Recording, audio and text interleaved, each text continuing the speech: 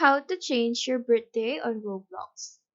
So go open your Roblox application on your phone, tap on the three dots icon in the bottom right corner of your screen, then you'll be greeted by the More page.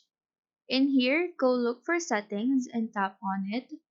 Once you're in the Settings page, tap on Account Info and wait for it to load. In here, you'll see your display name, username, password, and email used for Roblox. At the bottom part of that, you'll see the birthday settings comprised of drop-down menus. Just click on the month, select a month, day, and the year as well.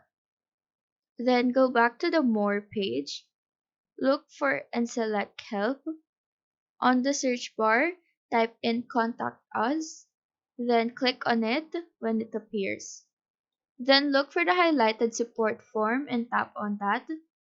Just fill up your credentials on the form as well as your device. Then type of help category, select chat and age settings, then select change child age. Fill up the description of issue formally saying that you're trying to change your birthday as it's incorrectly set and you can't find a way to change it. So that is how to change your birthday on Roblox.